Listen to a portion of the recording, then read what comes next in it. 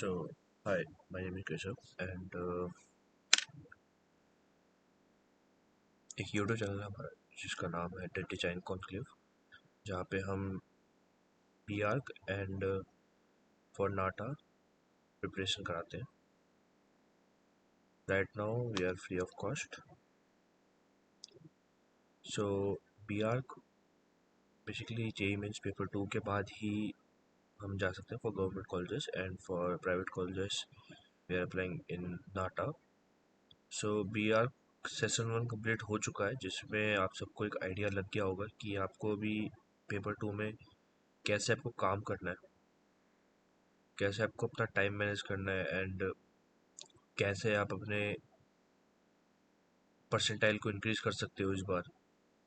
Session one सिर्फ एक, अगर आपने एक प्रैक्टिस सेशन के साथ दिया होगा तो सेशन टू आपका काफ़ी अच्छा हो सकता है। राइट नाउ काफ़ी स्टूडेंट्स फेस कर रहे होंगे अपने बोर्ड्स एग्ज़ाम को लेके एंड विथ बोर्ड्स एग्ज़ाम उनको सेशन टू भी देना है। तो जेई मीन्स का जो एग्ज़ाम है वो उसकी डेट्स ऑलरेडी आ गई है अभी, तो अप्रैल में होगा। ठीक है, फोर्थ अप्रैल से 15 अप्रैल तक। तो लाइक एडमिट कार्ड अभी आ ही जाएगा कुछ टाइम में, क्योंकि अब सिर्फ हमारे पास 20 to 25 डेज ही बचे हैं। तो एक टाइप से मान सकते हैं कि जब तक हम प्रिपरेशन कर रहे होंगे तब तक अपना एडमिट कार्ड आ जाएगा। तो अभी सिर्फ 20 डेज बाकी है एंड 20 डेज में ही हमको अपना एक ऐसा एडवांस प्लान बनाना पड़ेगा जिसके अकॉर्डिंगली हम अगर काम करें तो हमारा जो परसेंटाइल है वो आराम से 98 प्लस हो। इफ़ अगर 98 प्लस हो रहा है तो हमें एक बहुत ही अच्छा गवर्नमेंट कॉलेज या फिर स्टेट गवर्नमेंट कॉलेज मिल जाएगा। ठीक है, तो नेशनल गवर्नमेंट कॉलेजेस में NITs, SPA school planning of architecture आ जाएगा। ठीक है, जिसमें तीनों कैंपस इंक्लूडेड है। विथ स्टेट गवर्नमेंट कॉलेजेस की अगर बात किया जाए तो फिर जामिया मिलिया इस्लामिया, जो कि नाटा का स्कोर कार्ड लेता है एंड उस पर हमें पर्सनली उन सब कॉलेजेस में एडमिशन के लिए अप्लाई करना पड़ता है। तो वो सब हम देखेंगे बाद में। पहले हम फोकस करेंगे कि एग्ज़ाम के ऊपर, कि एग्ज़ाम में हम कितना अच्छा स्कोर करें जिससे हमें एक अच्छा गवर्नमेंट कॉलेजेस मिले। सो स्टार्ट करना होगा कि जेई मेंस पेपर 2 है क्या एंड उसके बारे में पहले समझना होगा, एग्ज़ाम पैटर्न को समझना होगा, ताकि जब हम एग्ज़ाम की प्रिपरेशन कर रहे हो तब अगर हमें एग्ज़ाम के बारे में अच्छे से नॉलेज है तो हम उसके अकॉर्डिंगली अपने को टाइम टेबल बना सकते हैं अपना, एंड उसके अकॉर्डिंगली हम अपने मार्क्स को प्लान कर सकते हैं। तो हमेशा पेपर के बारे में पता होना ज़रूरी है, जिसके मदद से हम अपने प्लान को बनाएं एंड उसके बाद उस चीज़ पे वर्क करें for percentile, better percentile. Percentile हमारे हाथ में नहीं रहता है, बट हमारे हाथ में मार्क्स रहता है कि हम इतने मार्क्स करके क्लियर कर सकते हैं जेईई मेंस। यूट्यूब में बहुत ही ज़्यादा मिस इन्फॉर्मेशन इस चीज़ का है कि इफ़ अगर हम मैथ्स में 5 क्वेश्चंस कर रहे हैं तो हमारी परसेंटाइल 99 चली जाएगी। तो ये चीज़ पहले होता था, बट आज के टाइम में 5 क्वेश्चंस फॉर 99 परसेंटाइल वर्क नहीं करता है, क्योंकि अभी जेईई मेंस पेपर 1 के कुछ स्टूडेंट्स अपना बैकअप लेके चलते हैं फॉर पेपर 2, क्योंकि जेईई मेंस पेपर 1 में काफ़ी स्टूडेंट्स का ड्राइंग अच्छा होता है, तो वो सिंपल जेईई मेंस पेपर 2 में आ जाते हैं एंड जो उनका मैथ्स पोर्शन है वो ऑलरेडी काफ़ी स्ट्रांग होता है, जिसकी वजह से उन्हें और अच्छा मिलता है और हेल्प मिलता है पेपर 2 में फॉर स्कोरिंग बेटर मार्क्स। तो इजी, तो जेईई मेंस पेपर 2 में 82 क्वेश्चंस होते हैं, जिसमें से 30 क्वेश्चंस होते हैं मैथ्स के, जिसमें हमें अटेम्प्ट करना रहता है 25। लाइक 20 हो जाएगा एमसीक्यू एंड 5 हो जाएगा न्यूमेरिकल बेस्ड क्वेश्चन, जो कि आपको नंबर्स पुट करने पड़ेंगे। तो वो 10 क्वेश्चन होते हैं टोटल में, एंड उन 10 क्वेश्चन में से आपको सिर्फ 5 अटेम्प्ट करना, वो ऑप्शनल होता है। तो वैसे ही एप्टीट्यूड के क्वेश्चंस भी होते हैं एंड आपके ड्राइंग के क्वेश्चंस भी होते हैं। तो अब मेन चीज़ आता है कि इनको किया कैसे जाए। तो टेलीग्राम पे मैं आपको डेली ड्राइंग के एक क्वेश्चन भेजता हूँ, ताकि आप सिर्फ वही प्रैक्टिस करो, तो वो क्वेश्चन इस टाइप से फॉर्म किए गए हैं, लाइक उसमें सिंपल ये चीज़ उसके किया गया है कि आप जो नाटा के लिए प्रिपेयर कर रहे हो and for JEE mains prepare कर रहे हो, तो आपका दोनों में वो वर्कआउट करे। तो उसके अकॉर्डिंगली क्वेश्चंस फॉर्म हो रहे हैं जिसमें वर्ड्स हम थोड़े से डिफ़िकल्ट यूज़ कर रहे हैं ताकि आपको समझने में थोड़ा सा दिक्कत हो। जैसे ही आप उस क्वेश्चन को समझ लेते हो तो उसके बाद फिर आपके लिए ड्राइंग करना बहुत ईजी रहता है। तो मेन चीज़ इसी चीज़ पे बेस्ड है कि क्वेश्चंस का फॉर्मेट कुछ इस टाइप से हम प्रोवाइड कराते हैं कि आपका जेई मेंस पेपर 2 एंड नाटा दोनों कवर अप हो रहा हो। लाइक बोलते हैं कि एक तीर से दो निशाना, तो सिंपल सी यही बात है। एंड उसके बाद एप्टीट्यूड एप्टीट्यूड के लिए भी हम एक limited precise sets of questions आपको दे रहे हैं। तो उसमें जितना अगर आप वो करते हो डेली का, अगर मैथ्स और एप्टीट्यूड कर रहे हो अगर चैनल से सिर्फ, तो आपका इजीली 98-99 परसेंटाइल आ जाएगा। उससे ज़्यादा आराम से आ जाएगा, कुछ बिना किसी दिक्कत के आएगा। क्यों? क्योंकि जो मैथ्स में हम जो क्वेश्चन प्रोवाइड करा रहे हैं वो सिंपल इस बेसिस पे करवा रहे हैं कि आपका टॉपिक क्या है एंड उस टॉपिक पहले कितने बार आ चुका है जेई मेंस में, एंड वो टॉपिक की डिफ़िकल्टी क्या है। तो जैसे ही आसान क्वेश्चन आप स्टार्ट करते हो, तो पेपर 2 में हमेशा 25 क्वेश्चंस में से आपको यही दिमाग में रखना पड़ेगा कि मिनिमम 8 क्वेश्चंस इजी आते हैं। ठीक है, एक एवरेज डाटा लेके चल रहा हूँ कि 25 में से आपके 8 नंबर ऑफ क्वेश्चंस इजी आएंगे, अप्रोक्सीमेटली 6 to 7 आपके इंटरमीडिएट लेवल के आएंगे, एंड 3 से 4 हार्ड लेवल के आएंगे। ये मैं मिनिमम बता रहा हूँ, और उसको आप थोड़ा सा वेरिएशंस +2 +3 वेरिएशंस लेके चल सकते हो, ±2 और 3। तो अब स्ट्रक्चर आप समझ गए हो, स्ट्रक्चर को उस पर काम कैसे किया जाए वो भी आप समझ चुके हो। तो पेपर 2 देने के बाद फ़ायदा होगा क्या? पेपर 2 देने के बाद फ़ायदा ये होगा कि इसके बाद आप गवर्नमेंट कॉलेजेस के लिए एलिजिबल रहो। तो जैसे ही ये हो गया, तो उसके बाद फिर आपके पास कॉलेजेस आ जाएंगे। तो कॉलेजेस में आपका हमेशा फोकस होना चाहिए कि आप जैसे ही परसेंटाइल अच्छा ला रहे हो, बस आप उतना ध्यान रखो, बाकी काम आपका जोशा में हो जाएगा। जब आप कॉलेजेस चूज़ करोगे तो वो ऑटोमेटिकली आप शिफ्ट हो जाओगे एक बेटर कॉलेज के लिए। अब स्टार्टिंग से ही आप सोच के चलोगे कि मेरे को इतना नंबर लाना है, लाइक 280 नंबर लाना है, जिसमें मेरे को NIT तिरची मिल गया, मैं इतने में खुश हूँ।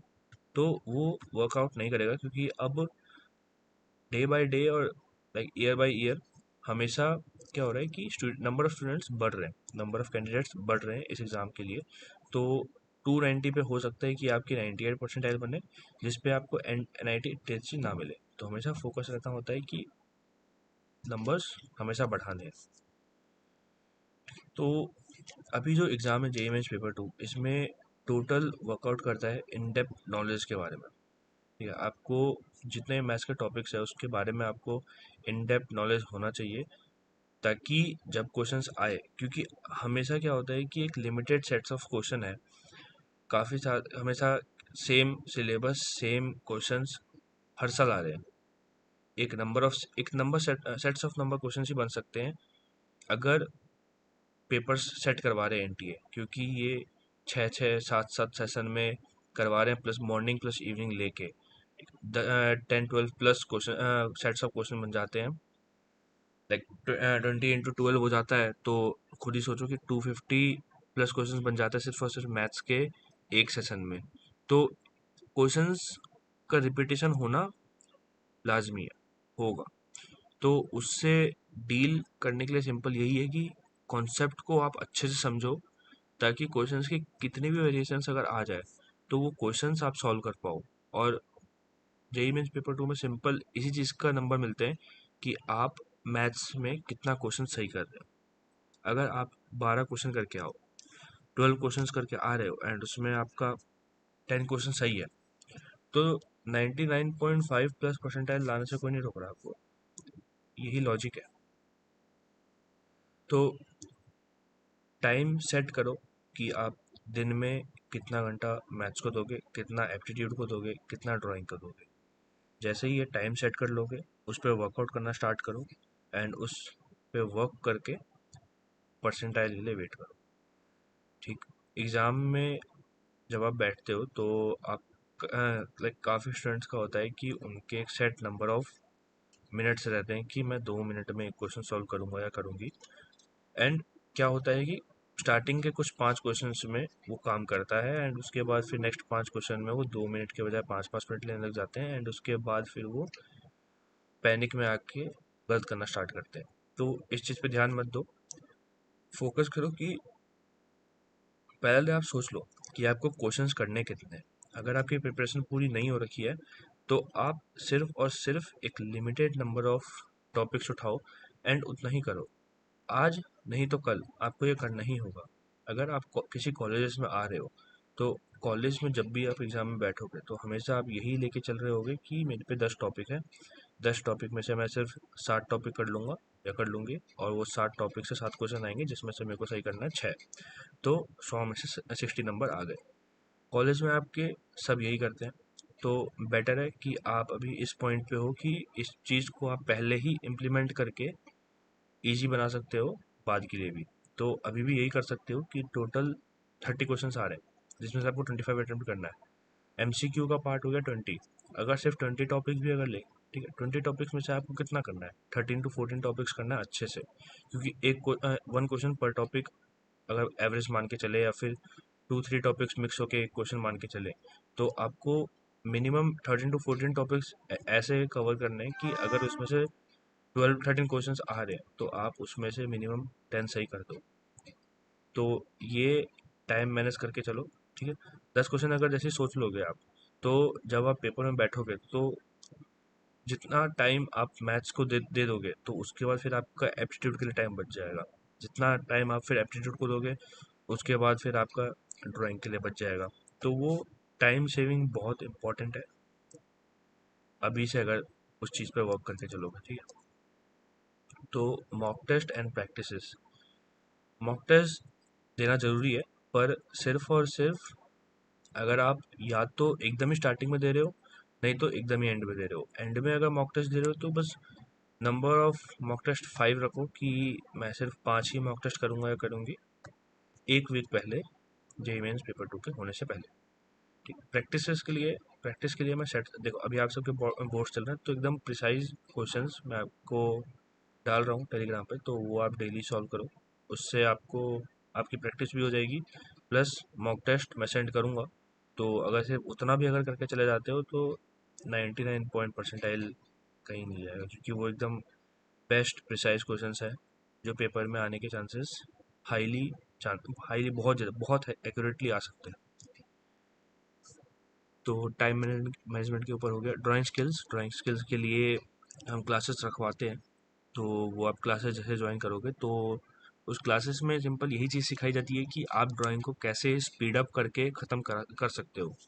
तो इम्पॉर्टेंट वही है कि आपको ड्राइंग बनाना आता है पर आपको टाइम मैनेज ही नहीं है कि आप इतने देर में इतना क्वेश्चन आप कर सकते हो, ड्रॉ कर सकते हो। तो फुल वेस्ट है। आप कैसे एक ठीक ड्राइंग को हैंड स्केच से कैसे पूरा कवर अप कर लोगे बिना स्केल यूज़ किए एंड बिना इरेजर यूज़ किए। आप सिर्फ और सिर्फ फ्री हैंड स्केच कर रहे हो एंड उससे आप अगर 20 मिनट में एक क्वेश्चन का आंसर दे सकते हो, ड्रॉ कर सकते हो और वो भी एक डिसेंट अच्छी ड्राइंग से लाइक एबव एवरेज, तो आपके उसमें भी परसेंटाइल आ जाएगा बहुत अच्छा, उसमें मार्क्स बहुत हैवी आएगा। एनालिटिक लॉजिकल रीजनिंग में एप्टीट्यूड बेस्ड होगा तो इसमें हिस्ट्री भी इंक्लूडेड है। तो इसमें आपका बेनिफिट क्या होगा कि इससे आप डायरेक्ट नाटा में एंड जेई मेंस पेपर 2 तो दोनों में आप कवर अप कर सकते हो। नाटा पे हम आगे बात करेंगे नेक्स्ट वीडियो में। तो एनालिटिक्स एंड लॉजिकल रीजनिंग इस पे आप वर्क करो तो इसमें सिंपल एक ही काम आता है कि आपका आईक्यू कितना है, ये आईक्यू बेस्ड ही है। तो इसमें अगर प्रैक्टिस करोगे आप थोड़ा बहुत तो इसमें एक्सेल ले लोगे। एंड इसमें हिस्ट्री का रहता है तो हिस्ट्री में सबसे एक बेस्ट उपाय यही है कि अगर आप कोई क्वेश्चन सॉल्व कर रहे हो, अगर आपके पास कोई बुक है, लेट्स सपोज कि आपके पास अरिहंत बुक है, तो अरिहंत में जब भी आप हिस्ट्री का पढ़ रहे हो कुछ भी चीज़, तो लेट्स सपोज कि एक क्वेश्चन है, एक ऊपर फोटो आ गया है एंड फोटो है ताजमहल का, नीचे ऑप्शन है कि बताओ कि ये क्या चीज़ है, Taj Mahal, Red Fort, India Gate और उसके बाद गेटवे ऑफ इंडिया। तो जैसे 4 ऑप्शन हो गए। अब 1 साल क्या होगा कि ताजमहल का फोटो है, ताजमहल का ऑप्शन है, टिक करके आ गए।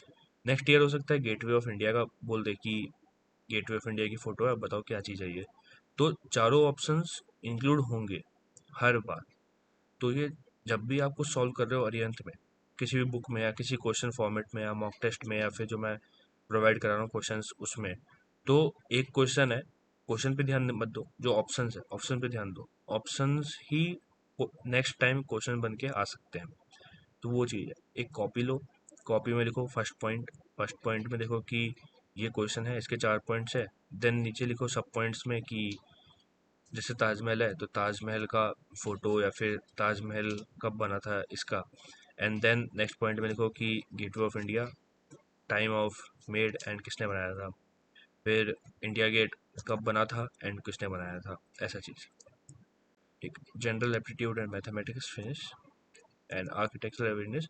आर्किटेक्चरल अवेयरनेस में मैंने अभी बताई दिया कि क्वेश्चंस में आपको कैसे सॉल्व करना है।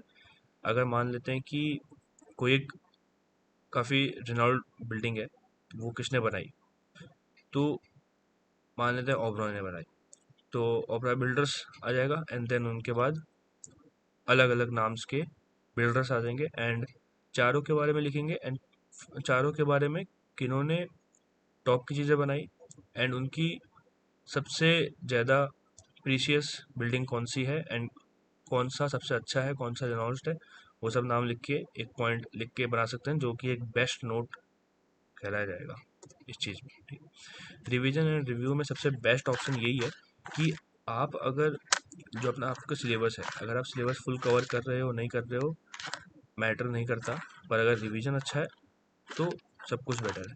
तो जैसा कि मैंने कहा कि जैसे अगर 20 टॉपिक्स है, 20 टॉपिक्स में से अगर आप 12-13 टॉपिक्स ही कर रहे हो, तो उसमें फिर रिवीजन होना कंपलसरी है। जैसे अगर 12 टॉपिक्स किया, जैसे आज आपने लेट्स सपोज कि कल आपने एक टॉपिक किया एंड आज आपने दूसरा टॉपिक किया, तो कल कल आपने टॉपिक किया, कल रात को आपने वही टॉपिक एक बार रिवाइज कर लिया, आज आके आपने सेकेंड टॉपिक पढ़ा एंड आज रात को आपको फर्स्ट टॉपिक भी रिवाइज करना है as well as second topic भी रिवाइज करना है।